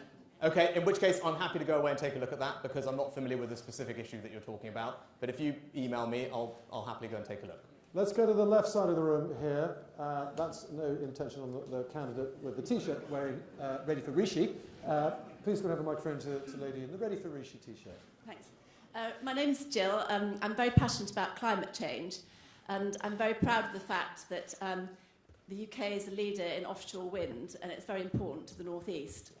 I just wanted to ask one question in terms of your attitude to climate change, in terms of not going back on our current climate pledges, and what else will you do to encourage innovation in climate technology? Yes, well, thank you, Jill. And my two young girls, who are 9 and 11, who are probably were allowed, I don't know if we said they could stay up late tonight to watch this or not, but in any case, the only thing they ever ask me about my job is this, right? They say, Daddy, what are you doing for the environment? The rest of it is largely irrelevant to them. And you mentioned the great word, it's innovation, right? The way we're going to solve this problem is not by getting people to give up all the things that they love, is not by saying endlessly their bills have to go up. It's by making sure that we here in the UK create the new technologies of the future that are going to provide cheaper, renewable, reliable energy for us. And the great news is it's happening right here in the Northeast, right? It's happening in Teesside with hydrogen, with carbon capture and storage, and with offshore wind, with GE's investment right here creating jobs, and the new key that's being developed that I helped approve so that we can start exporting things around the world as well. So that's how we're going to solve the problem. I'm completely committed to all those things, but we're going to do it in a way that is pro-innovation, because that's how we're going to bring everyone along with us on this journey, by demonstrating that we can create jobs and prosperity in places like this and meet our climate objectives and keep my two daughters very happy at night. So thank you very much. We go to the gentleman with his hand raised wearing a white shirt, grey-haired glasses. That's the gentleman, just needs a microphone. Also sitting on the left, but again, no reflection on politics. Yeah, hi, Richard. Yeah, my name is Kevin. I grew up in the centre of Stockton-on-Tees, fairly alongside Tory Radio from the Conservatives. I've just got and I'm glad you're pragmatic, because I'm a very pragmatic guy, yeah? Can somebody please explain to me what levelling up means? and I don't want a political answer. I want a practical, man-to-man answer. Yeah. Because I do not understand it. To be honest. Good thing you didn't say person to person. Yeah, that wouldn't have gone down well with this crowd. Right. So look, for me, it's very simple. The one-sentence answer for me when I'm asked is that I want everyone, no matter where they live in the UK, to feel that they have fantastic opportunities and that they have pride in the place they call home. So that's what it's about. It's about opportunity and pride in your home. What does it mean here? Well, we're delivering the opportunities with things like the free port, right, which is attracting jobs and investment. That's an example of levelling up. But we're also wanting to make sure people have pride in the places they call home. That's why we're investing in the high streets and town centres, in Eaglescliffe, in Yarm, in Stockton, in Thornaby, in Hartlepool, so that people, when they walk around, feel fantastic about the place that they live and feel that it is not neglected. So if we can do that everywhere, if we can make sure people feel that there's opportunity for them and pride in their home, we are going to have levelled up. That's what we're doing here, and that's what we need to do across the United Kingdom. All right, I'm going to break the golden rule here. No, gentlemen, hold on to that microphone. I want a question for you now. The same gentleman asked that question. Are you happy with that answer, yes or no? Do you understand levelling up now? No, I don't understand it. I just want to, because he's a numbers guy, I play with numbers also. I grew up right in the centre of Stockton, yeah? Just on the news the other day, we have the highest knife crime in the country. We have the highest deprivation in the country. You then come in, sir, no disrespect, and you spend 600 billion outside of Stockton, and yet our crime is just the town centres where I grew up. I mean, we didn't have a lot of money, like yourselves. We were quite poor. But what we had was clean. It's no longer clean. And no disrespect again, you're spending 600 billion. I'm an engineer, worked all over the world on all the big plants, know how they work. You're spending 600 billion for plants that will run at 99 to 100% efficient. Won't give work to the people that need it. Hang on, please. That need it in the centre of Stockton. Let Rishi reply. No, because when I talked about pride in the place you call home, of course it's about security and safety. Well, I talked about in my speech, I want our kids, I want my two girls to be able to walk around Stockton when they're a bit older and feel safe when they go to the cinema there. right? So that is about pride in your home. Yes, it's about a town centre that looks and feels great, but it's about something that looks clean, something that's safe. That's why putting more police officers on the street. That's why we're tackling county lines in places like this, because we need to if we're going to stop drug crime and knife crime. It's why we need to be tougher on stopping and searching people. We need to not let political correctness get in the way of actually tackling some of these crimes. That's what I'm going to do. Okay. Rishi, we're going to go to the more expensive seats now in the dress circle. Why don't we take the lady who's been very patient with her hand up down here on the left. Lady wearing it looks like a red dress from here. Microphone coming to you. That's you. That's you. Exactly. Microphone coming to you in 3 seconds. Okay. Go on, fire away. So, it is about crime, and it's about the fact that I feel very aggrieved that the word recreational drug exists. I would like that to be something high on the priority for the future, that it is not acceptable, and that families who are actually suffering as a result of a group of people who find that recreational drug taking is a pleasurable pastime at their expense, where young children are being stabbed and there's county lines problems. So that's one of the big issues that I have. Yeah. Thank you. Yeah, no, you're right to raise it. I'm with you, right? I approach these questions first and foremost as a parent. And drugs are horrific and they ruin people's lives. There is nothing recreational about them, right? I have never taken them, and I will be incredibly tough on anyone who does and those who supply them, right? Because look, I want my girls to grow up in a safe environment. Right? I want to make sure that they are not at risk of those things. They're not at risk of people peddling things to them that are going to ruin their lives. And I talked about it before. There's another crime, actually, that while you mentioned it, I really want to tackle. And it's a crime that does not get talked about enough in our country, and that's because it's awkward. But as a father of 2 girls, it needs to. And that is the issue of grooming gangs. Because for too long, we have not addressed that. Now, these crimes are pernicious, they are horrific, and I want to make sure we have dedicated police units looking at them. I want to make sure we actually record the ethnicity of the people doing them that we don't do today. Right? I want to have a new life sentence with no parole for the people that are involved. Because as I said before, no Conservative government that I lead will let political correctness stand in the way of taking down these people, because what they do is horrific and we must stop it.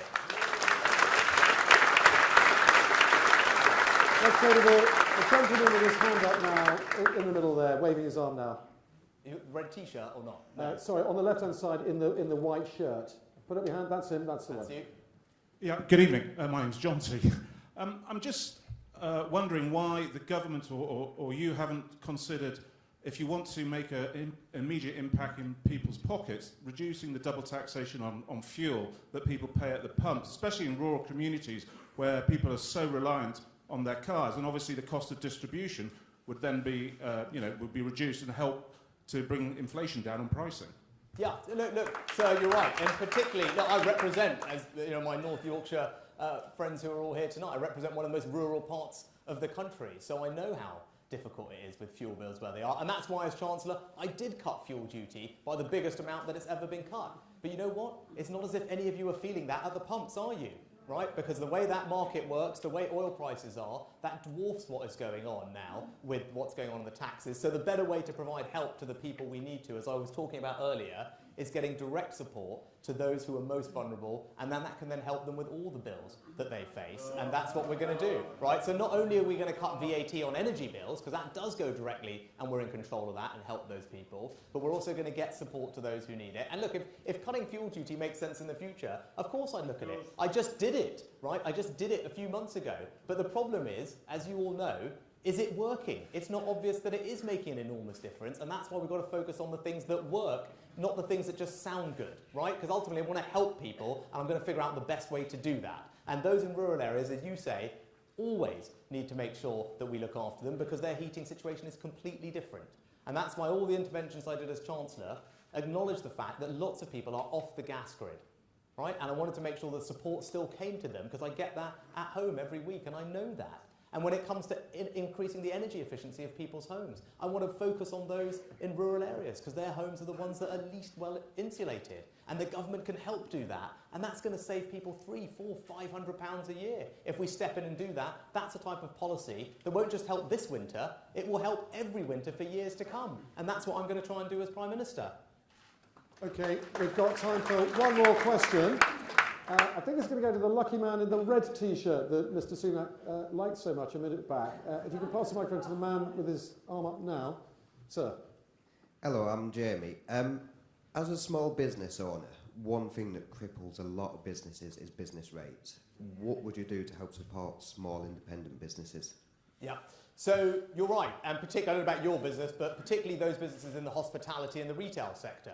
Right, those on our high streets and our town centres, that is the #1 tax that they talked to me about when I was Chancellor. That's why in the pandemic, I did an enormous amount to help support that industry because I know how important it is to our communities, the jobs that it provides. It's why this year I cut business rates for those businesses by 50% as Chancellor. That's the biggest tax cut on business rates outside of coronavirus we've ever seen in this country because I know that it's the #1 thing that makes a difference.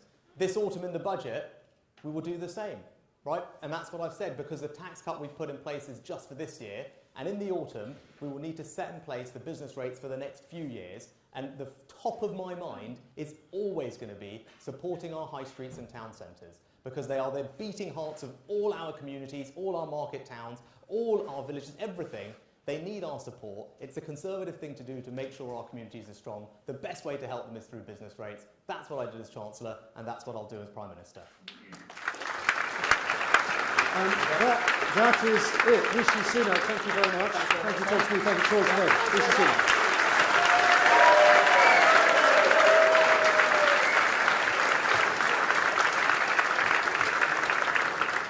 So, a small interlude, folks, while that one microphone gets swapped back over. What have you spent all your money on? I don't really understand. You can have my microphone if you want. Interesting, I won't repeat that. There's a lot of Rishi T-shirts, a lot of Rishi placards. Just out of my own interest, where's all there's a Truss T-shirt. There's some Truss people. They're there. They're everywhere. They're popping up. Good. In which case, with no further ado, here is Ms Truss.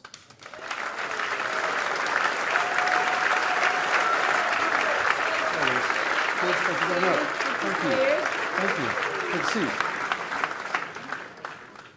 you. Liz, welcome to stage. Let's get straight to the big story of the day. I think it's a big story of the entire contest, the cost of living and those energy bills. Now, Rishi Sunak has just told me he's prepared to match the sort of generosity he showed in May with direct support, government money straight to people's bank accounts to help them pay bills to the tune of billions come the autumn. Will you do the same thing? Well, what I want to do is make sure, first of all, we're reducing taxes, because that is needed to drive economic growth. Currently, the country is predicted to go into a recession. That will be a huge problem. We know what recessions are like. People lose their jobs, there are fewer opportunities, wages are lower, and we need to avoid that. And at the moment, we have the highest taxes in 70 years. So what I would do is immediately reverse the national insurance rise. I'd also have a temporary moratorium on the green energy levy to save people money on fuel bills. I'd do that from day one. But also what I would do is keep corporation tax low, because we cannot tax our way to growth. And I believe in conservative economics. I believe in a growing economy, and a growing economy actually brings in more tax revenue in the future. So that's a really fundamental principle for me. Now, we are facing great difficulties with energy. And I understand people are struggling with their bills on fuel and food. But the first thing we should do as Conservatives is help people have more of their own money. What I don't support is taking money off people in tax and then giving it back to them in handouts. That to me is Gordon Brown economics. And, you know, frankly, we had years of that under Labour, and what we got was a slow growth economy. And we didn't get the opportunities, we didn't get the enterprises, we didn't get the new jobs in places like Darlington, which is one of the reasons people voted Conservative. They voted Conservative because they want to see enterprise, they want to see new opportunities. And that is why it's so important that we don't raise taxes, that that we keep taxes low, and also we abolish these EU rules that are holding back investment into our country. We'll get onto that. Let me just clarify something. Gordon Brown economics. You're accusing Rishi Sunak of having Gordon Brown economics. What I'm saying Well, is just that yes or no. well, I was actually responding to your question, Tom, Which is was what a I'm here repeat of- for. Which is what I'm here which for is this Rishi evening. Sunak's policies, which as you is, you know, do you just think about there's a fixed pie, we have to share out the pie, and we have to give out money and handouts. My view is we can grow the pie. That there is having lower taxes actually helps us generate more income into the economy, so there is more money to go round. And what I fundamentally don't agree with is putting up taxes and then also giving out benefits. I think that's the wrong approach. Okay. Now here's the thing with tax cuts, and you know these numbers as well. What you're proposing, that the next cut, or stopping the rise again, saves people about £170 a year. Stopping the green levies, £153 a year. That's a total of £323 a year. Now energy bills, according to today's predictions, are going up to £4,400 a year next April. They're currently at £1,900. That's where the price cap is. So with your giveaways, without your handouts, as you just put it, you're leaving. So wait for the question, Liz. Money, but this is the problem with the way that every question is framed. Well, excuse me for framing the question my own way, but can I just frame it this way? You're framing it in a left-wing way. Tom, I'm afraid the whole media does this all the time. Right, we're all left-wing. We're all left-wing stooges, and you're trying to count down the clock. Let me put the question to you. You're leaving with your tax cuts people some £2,000 out of pocket. I ask you again, are you prepared to help them with government money, call them grants, call them support, call them handouts, at any stage in your premiership for them to pay those energy bills? Well, I think the important word in your sentence was today. That is the prediction today. This leadership election is about who is going to be the Prime Minister in September. And what's important is the Prime Minister at the time and the Chancellor looks at the situation. And of course, my first priority is reducing taxes. I think it's important people keep more of their own money, and it's important we grow the economy and we avoid recession. My second priority is dealing with the supply issue. And the number one thing we can do to end this energy crisis is to stand up to Vladimir Putin in Ukraine. Because that is what is causing the global price spike. And that is why it's so important we are investing in defence and we're doing all we can to stop Vladimir Putin. And I also want to make sure we're exploiting all of the gas reserves and the capacity we have in the UK. So we should be fracking. This is important, Tom, because there are three... Let me go on to the three things. Give me three things. Let me ask you but it is important we increase the supply of energy. And there are more resources to be used in the North Sea. There is more we can do on nuclear, and there's more we can do on fracking. We should do all of those things. But, of course, in any budget, the Chancellor has to look at the situation people are facing across the country. I think that's and a that very decision, way of that not decision, ruling out handouts. Am I right? I am not going to say in the middle of August what is going to be in a budget later this year. But what I am saying philosophically is I always favour people keeping more of their own money first. And what I think is completely wrong is the idea that we take huge swathes of people's money, hard-working people, and then give it back to them, and then claim it's a giveaway and it's our money. That is completely wrong. That's completely wrong, Tom, and I don't believe in it. Okay. For the record, you didn't rule out handouts. I wonder if it was a handout when Rishi Sunak did it in May, that 15 billion, but I think we've done enough on handouts, as you call them. The CBI Director General, Tony Danker, I put this question to Rishi Sunak a minute back. He wants you, Rishi Sunak, and Boris Johnson to get into a room, agree a policy right now to help people pay those bills. Not on the 6th of September, when you get into office, or on the 21st of September, which is apparently when your emergency budget is going to be, right now. Would you agree, and do you want to get into that room with Rishi and Boris tomorrow? Well, first of all, I am Foreign Secretary, and I'm focusing my energy on dealing with the very serious foreign policy issues we face, the issues in Taiwan, the issues with Russia and Ukraine. And that is rightly my focus. We have a Chancellor, Nadhim Zahawi. We have a Prime Minister who are in those jobs until September. And I think it would be constitutionally deeply undesirable to try and overrule them with a sort of made-up committee of the CBI, me and Rishi Sunak. Just you and Rishi. I mean, I just find it, I find it an extraordinary,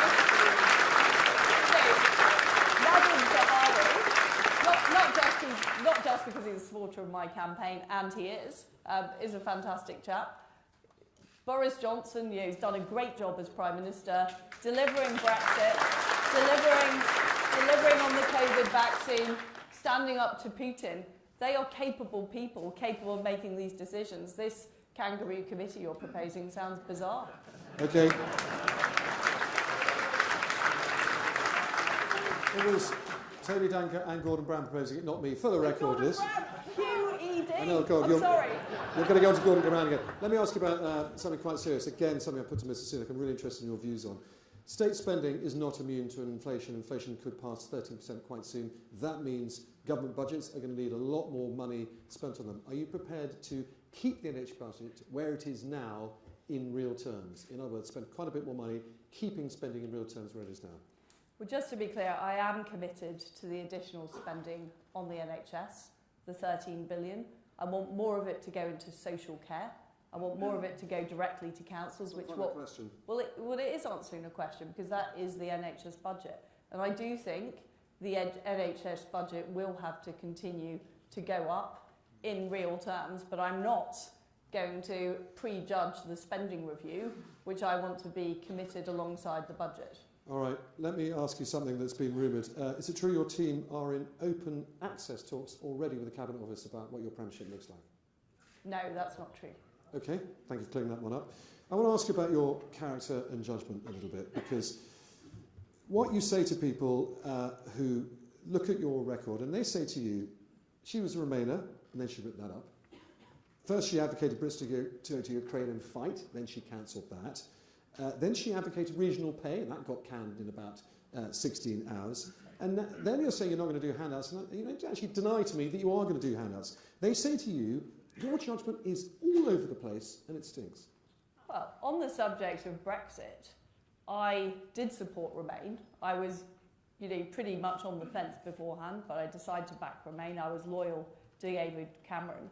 But the minute that vote came through, I put my shoulders to the wheel, and I think I've done more than most people in the government to deliver on the benefits of Brexit.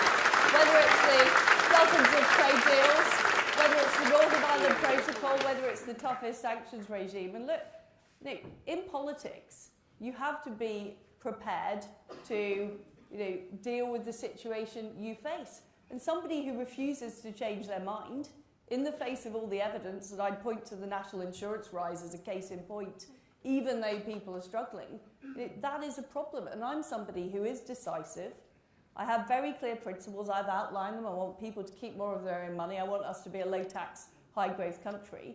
But of course, I'm prepared to consider the evidence and make decisions. And when there is a problem, I'm somebody who acts quickly and decisively to deal with the problem, and I'm honest about it.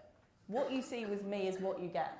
I'm not the slickest, Tom. I'm not claiming to be the slickest, but I am somebody, and people who work with me in government, and I'm backed by a lot of my colleagues in the cabinet, and I'm backed by a lot of colleagues who've worked with me, because they know I work hard, I deliver, I'm determined, and I don't take no for an answer. All right. I'd like to get to some quickfire now, Liz, and I struggle with Rishi because quickfire and turn to be long fire, but let's see if we can do this quickly, because if you don't, you're just depriving the wonderful audience of their turn to ask questions. Should the parliamentary inquiry into whether Boris Johnson misled Parliament continue? Well, that's a matter for Parliament, but I personally don't believe he misled Parliament. Well, you're an MP. Therefore, what is the point of the committee? Look, if you had a vote, would you vote to end it? Well, yes, but there isn't a vote, and it's going ahead. All right. Are you clear Boris Johnson's downfall was of his own making or someone else's? It sounds like you're being blamed, Tom, and who am I to disagree with this excellent audience?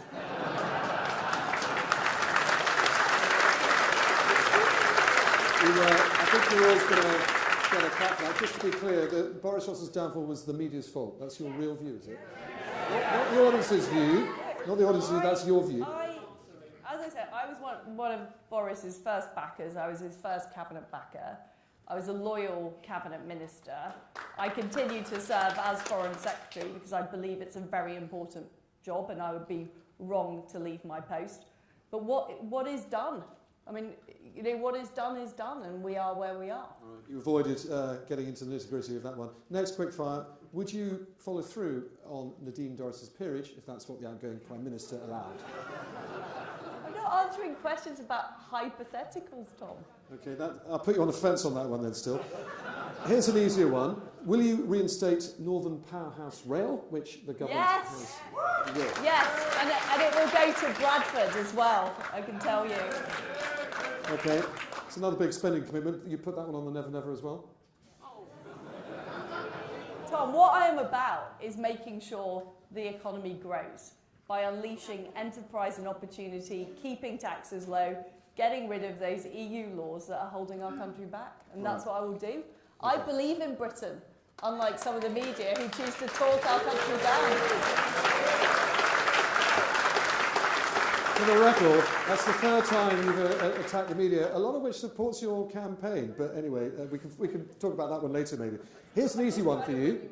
Here's an easy one. I'm sorry, it's not going Are you looking forward to a second Donald Trump presidency? I think it's pretty unwise to comment on elections in other countries, particularly when you're Foreign Secretary. Would you like to see him run? As I say, it's very unwise to comment on elections in other countries. All right. I'm not going to be drawn on that one. The one thing you've done. If you ask me an easier yes or no question, I'll answer it. Oh, this is a really easy one. What's the one thing you've done in government that you most regret?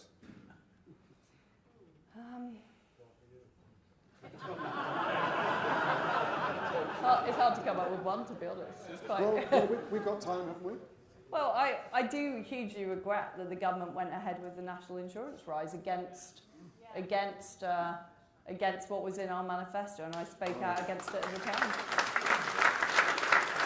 If you lose this campaign and Rishi Sunak asks you to serve in a Sunak cabinet, will you?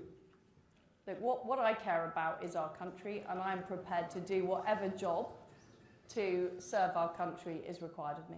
What I don't understand is, because Rishi Sunak said he'd serve in your cabinet as well, you have diametrically opposed views on the economy, how to get us out of the trouble we're in, and how to help people pay bills. How on earth can you two go on the radio, or the television, or indeed talk TV, and defend each other's economic policies? Well, I might have differences with Rishi Sunak, but I prefer him to Sir Keir Starmer. It would be absolutely terrible for our country. All right, final question. I'll ask this of Rishi Sunak too. Your predecessor's personal failings is one of the reasons why we're all here.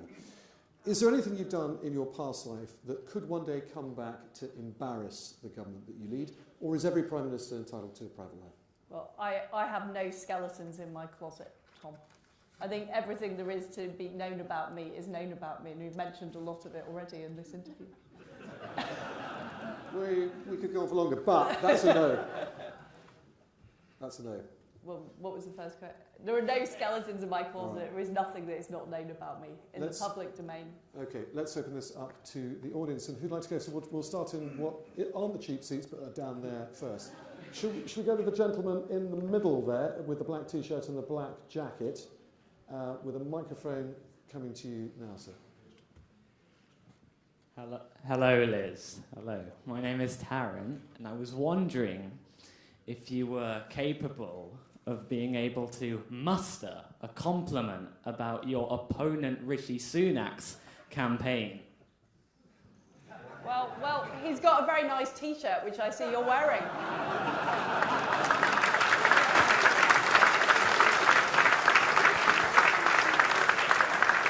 Okay, let's have a question from further back in the stalls. If we can get the microphone up there. How about the gentleman who appears to have, well, you've all got blue wristbands on, that's going to help. White shirt, very high hand, dark hair, lifting from your seat now, that gentleman there. If you can pass the microphone to that gentleman, thank you. Thank you very much. My name's Richard.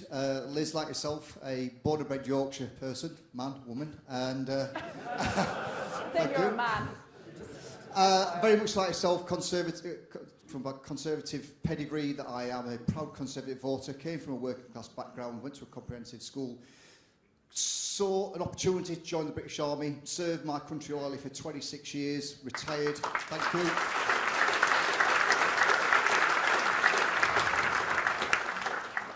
This is not about me, this is about Liz. And subsequently done very well as a veteran. And my question is about benefits. Strange question. But not all benefits are means tested, which means that in certain households where you've got children, some earners are now in a sort of situation where they're earning above the child benefit threshold. But the means salary for that household could potentially result with two earners earning potentially £35,000–40,000 a year, significantly more than what I earn, but yet that family is still entitled to child benefits. So can we address how benefits are applied to working families?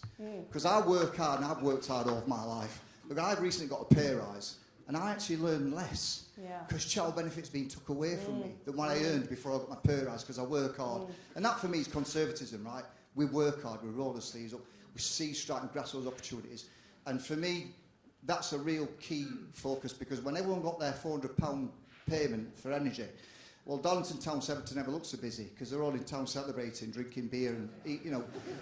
Whereas people like me who aren't entitled to those type of payments, I'm toughing it out. So, first of all, thank you for your service to our country. And one thing I will do is make sure we have a veterans minister in the cabinet, making sure we support veterans. Look, I do think our tax system in particular is too complicated. And I will have an overall review of the tax system to look at how it can work better. I think there are problems with business rates. There are problems with the way it works for the self-employed. But there are particular problems with families and the way that we don't have a very pro-family tax system. I want to make it easier for families where people take time out of work, either to look after children or to look after elderly relatives. And you're absolutely right about the way that the child benefit suddenly cuts off. So I will look at that in the round to make the system more pro-family, but also simpler for people too. Okay, let's talk to the lady with the silver hair rather than the grey hair, with her arm raised and what looks like a green... It's blonde, I'm told. Do you know, you just can't trust the media, can you? This is the theme tonight.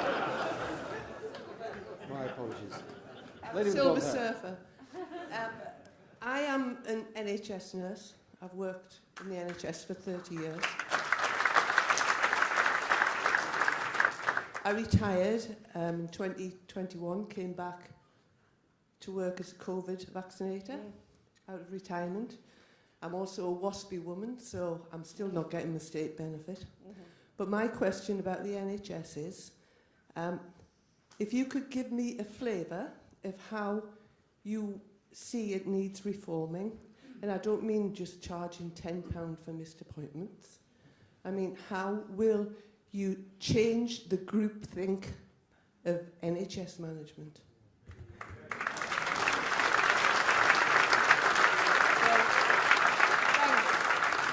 Thanks very much. And look, my mum was a nurse working in the National Health Service, in fact in Leeds at St James's Hospital. So I heard a lot of stories about how things were or weren't working when I was at home. And what I would say is we need to make sure that we are retaining the really important staff on the front line, our nurses and doctors.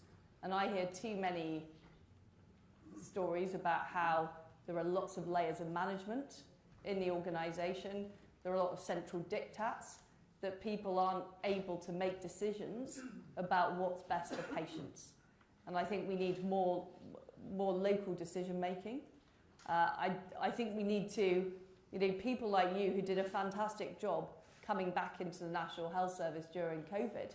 I wonder what more we could encourage people to come back to help now that we face issues with waiting lists, issues with people not being able to get GP appointments. But fundamentally for me, the issue does seem to be about excessive bureaucracy, excessive central direction, and too many layers of management rather than allowing people on the front line to make the decisions. But, I think it's a really important point about the job of Prime Minister is the Prime Minister cannot run every single department in the Cabinet. And what I am somebody who does is I trust other people to run things. And I would make sure, if selected as Prime Minister, I appoint a really good health secretary who can get on with the job, who can be trusted to deliver, and will deliver those changes we need to see on the front line. Because, as you say, you know, there are real issues, and I also want to look at the issue of GPs' pensions, because we know many GPs are leaving the profession because of the perverse issues around their pensions. So you're going to give a job to Rishi Sunak, it's been rumoured. Look, I haven't, you know, I'm not getting ahead of myself. I'm not thinking about that at the moment, but I can assure you that it's an absolute priority. And you know, going around the country and hearing from people, there are real issues there on the front line. Can we get the microphone to the gentleman in the blue jacket in the middle, please, who's been extremely patient and has had up for a long time. Hi there. My question to you, Liz, is 0.7% of GDP going to foreign aid. What will you do to get it back up to that? Because that was achieved under your tenure as International Development Secretary. And, you know, we're talking now about heating homes, fuel costs and what have you. Go to Africa, they've got no homes to heat. Well, I mean, they don't need heating, but you get the gist. They've got no cars to they've got no cars to fill with fuel. In fact, they barely have dirt roads. And the only water source they've got is cholera-infested ponds 15 miles away from their home. So what will you do to get us back up to that target? Because it's very important to people living in poverty across the world. Well, thank you. I mean, what I've done at the Foreign Office, which has now got the International Development Budget as part of it, is I've made sure that we're sending less money to multilateral organisations like the World Bank, and instead we're spending more money on humanitarian aid, particularly helping people with the very severe issues in the Horn of Africa, helping people in Ukraine after the appalling war has left so many people without homes, without food. So what I have done is made sure that we're using the existing budget to really focus on the priority humanitarian issues rather than funding these big multilateral organisations. Okay. Microphone down here, please, to another patient lady waiting a long time with a hand up in the black top. That lady just said with the sunglasses on her head. You previously stated that you believe that a woman is a woman. Is there no circumstances in which you would regard a man as a woman or vice versa? Well, you know, I believe everybody should be treated with respect in our society, including transgender people. But what I do believe is that biological sex is important. And it is important for making sure that, you know, we protect domestic violence shelters, that we protect single-sex spaces. You know, women's rights have been hard fought for generations. And what I am concerned about is, for example, in sport, you know, unequal treatment in sport. So I am very clear that biological sex is important, and that's what should guide those very sensitive areas of policy. Okay. Of course, just on that one, a man can be a woman legally at the moment if certified by 2 doctors. Would you want to change that? Well, you can be a different gender, and that is fine. You can live in the other gender if you so wish, and I completely respect that. But that is not the same as biological sex. And where there are sensitive issues like domestic violence shelters, you are perfectly entitled under the Equality Act to separate people on the basis of biological sex. Okay, can we go to the lady in the pink top with her hand up? I'm not going to talk about your hair colour because I've got trouble for that, but you've got the microphone. Thank you. You've outlined some very innovative policies. How are you going to get any of them through when your government can't even get the civil service back into the office, and the civil service at the top is people entirely by Remainers?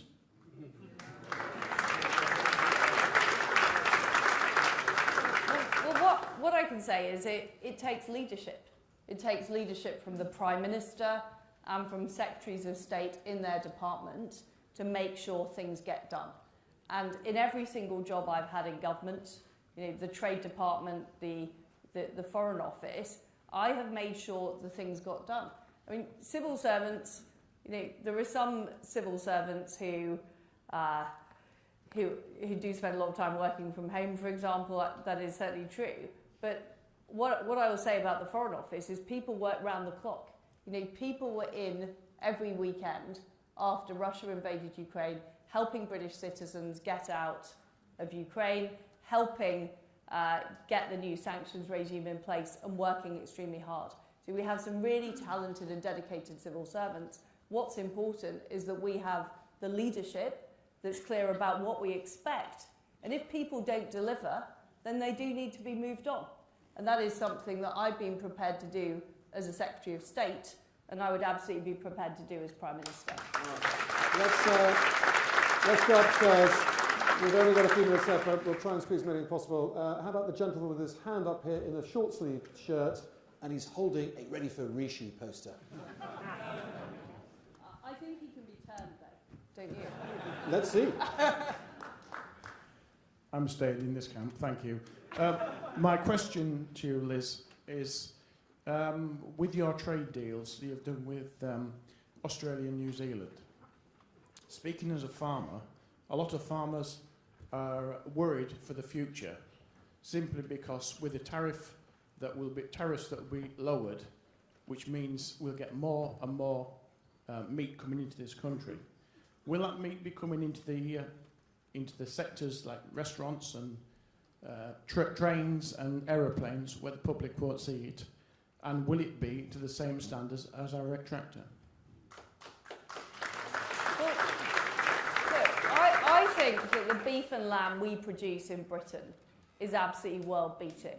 And I'm proud of the fact that it used to be banned in the United States market, but I got access for our beef and lamb into the United States. It's now being enjoyed there, and we're now selling more and more of it around the world. I think our quality is a premium product. It's absolutely unbeatable. In terms of the trade deals I struck with Australia and New Zealand, I'm proud of those deals. The fact is, before we joined the European Union, we used to buy a lot of produce from Australia and New Zealand. They were some of our closest allies and our closest partners. We closed the door to them when we joined the European Union. And all we're giving them now is the same access to our market that the EU have, but in 15 years' time. And there are protections and there are safeguards for our farmers. But I'm proud of the deal that we've struck with our very close allies. I think it's right that we righted the wrongs of what we did back in the 1970s. Okay. Very last question. I'm afraid that is almost time up. So the gentleman sitting in the very front row, waving his hand, wearing the jacket. He's got a wristwatch on. He's not carrying a placard. I know that doesn't narrow him down, but he's... Somebody with Ms Truss on their T-shirt, please. I don't want to make it easy for you. Sir. Good evening. Liz, you spoke about increasing defence spending to 3% of GDP. Could I therefore ask, will your government reverse its decision to cut 10,000 personnel from our armed forces by 2025 at a time when NATO has a major conflict on its border in Ukraine? Well, I do think we need to rethink our security at this very, very difficult moment. And what I have said is I will review the integrated review and look at the increased threat from Russia and also the increased threat from an assertive China. And that is why I'm talking about increasing our defence spending to 3% of GDP. Of course, there will have to be further work to see exactly how that will be spent. But what is clear from what is happening in Ukraine is that land wars in Europe are not something of the past, deeply regrettably. They are something that we are facing now. So we do need to look at that again. I will work very closely with the Defence Secretary on that. Okay. Folks, I'm sorry, there's so many more hands up, but I'm afraid that really is time it. One tiny thing I want to do before you all go. And you'll remember I asked you to raise your hand when you came in here if you were undecided. Please now raise your hand if you are still undecided between Liz and Rishi. Well, that's fascinating. So that looks like, I'd say, 10 to 15% are now undecided, down from 40% when you vote. So someone has changed your minds. Don't tell me who, because I'll get into trouble. Just cast your votes. Folks, that is it. Thank you so much for listening. Thank you for listening to me. Thank you, Ms Truss.